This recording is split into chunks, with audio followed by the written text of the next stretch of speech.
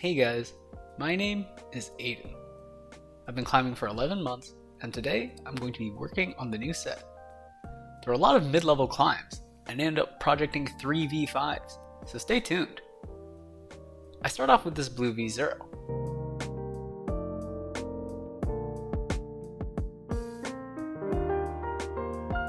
I move on to this red V0 Plus.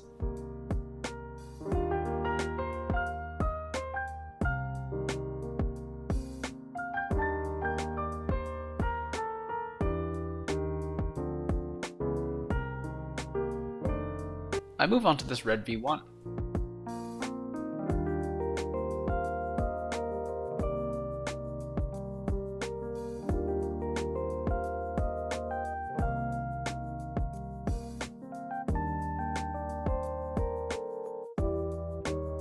I move on to this yellow V2.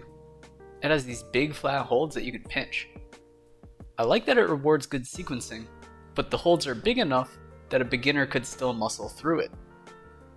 Without a good sequence, there can be a lot of matching and swapping feet.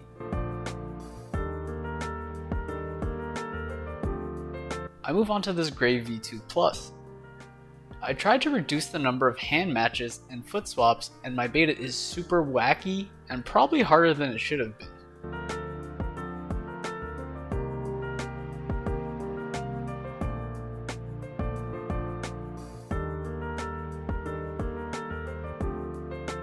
I move on to this orange V3.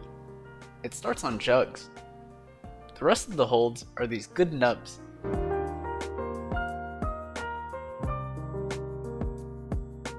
I like the start position. It teaches you to lay back against holds.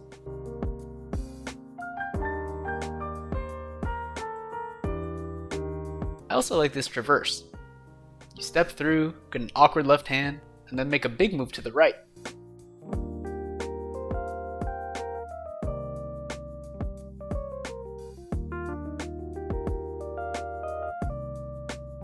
This last move is also pretty big.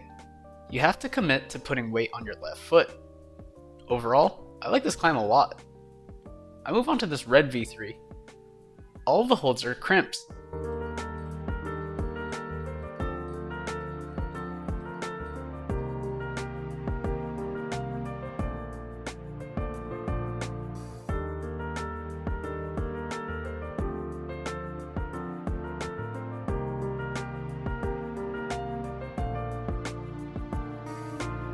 I'm not a fan of this climb because it's just a crimp ladder. I think the previous V3 was a lot more interesting. I move on to this gray V4. It starts on big slopey rails. There's a small slopey crimp around the arete, and then you finish on another slopey rail. It starts with a Gaston move. Then, you have to figure out how to shift your weight to the left and lay back against it.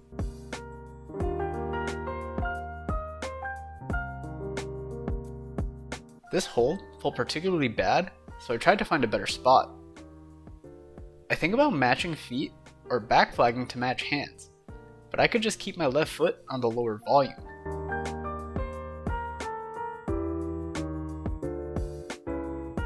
The position with the crimp and Gaston doesn't feel great, but I'm able to get my feet up. Then I can just stand up and grab the last hold. I move on to this blue V5.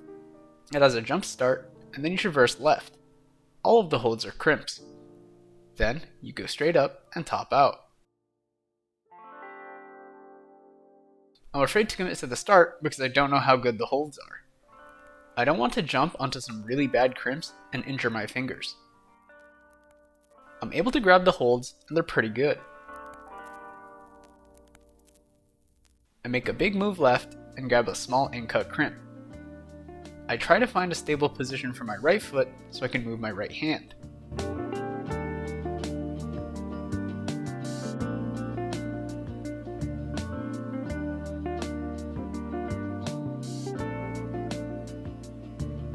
I keep it on the volume and try to cross over, but my body swings out.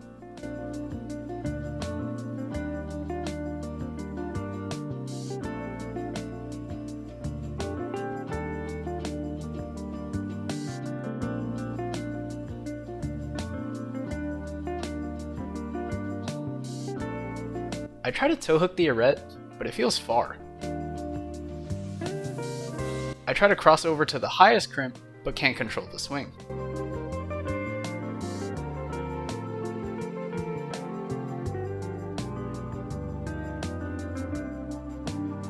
This time, I struggle with the big move to the left. I move my right hand over to the left hold.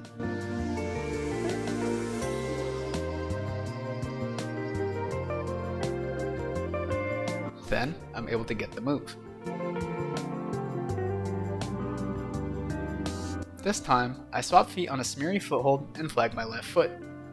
Then, I can cross over without controlling the swing. I shift my body to the left so I can put more weight on my right hand. The angle of the left hold is pretty bad, and the right hold is really small. I take weight off my right foot, but can't hold the position. I use some other holds to focus on that move.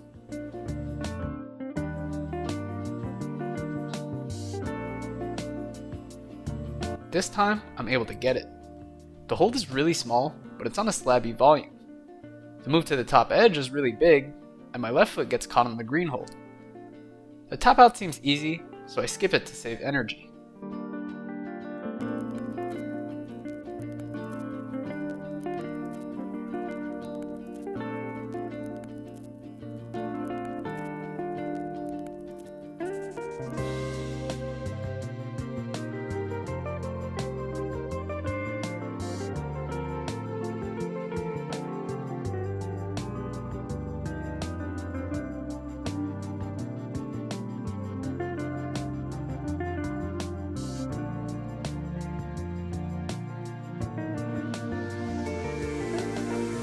My left foot gets caught on the green hold again and prevents me from reaching the top edge.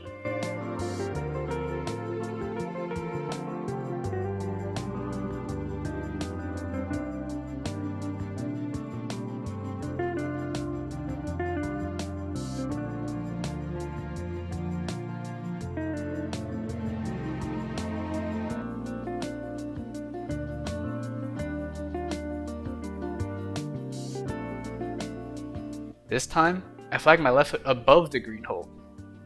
It's a little less comfortable, but I'm able to reach the top edge. Then, I'm able to top out. Overall, I like the climb a lot. Establishing on the start is pretty cool. Then the traverse is delicate with an emphasis on body position. And finally, the last two moves are big and from bad holds. I move on to this white V5. It starts on flat holds with a slopey edge. There's a shallow in-cut rail, and then a tiny flat undercling on the volume. The next hold is a small in-cut crimp. The last hold is big, flat, and really good because it's on the slabby part of the wall.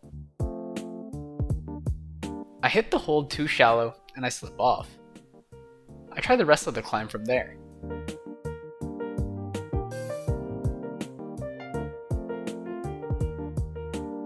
I reach up for the undercling, but it's so precise because there isn't a lot of room between the hold and the wall. It can only fit the tips of a couple fingers.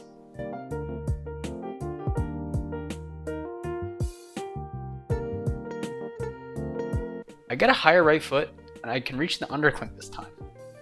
I try to foot swap, but it's a really delicate position. I focus on the move after the undercling. I use an extra foothold to make the move easier, but I still have trouble getting to the next hold.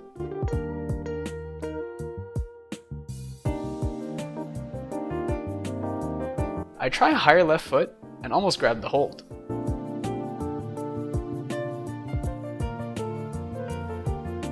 I think about skipping the undercling, but can't generate from the crimp. I move on to this purple V5. All of the holds are jugs.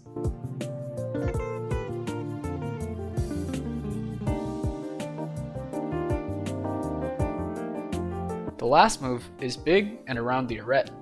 You top out for the finish.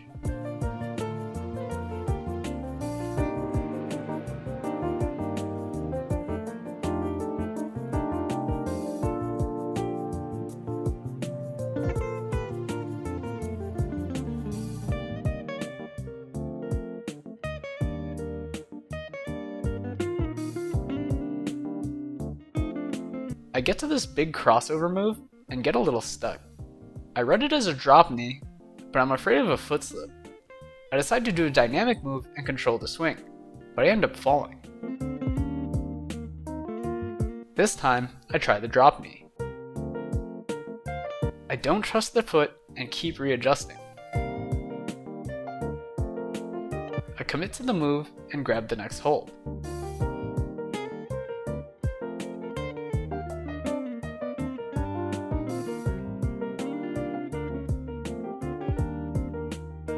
I jump for the last hold, but can't reach it. This time, I get a high right foot. I turn my right hip in, but still can't reach. I try one last time, but I still can't get it.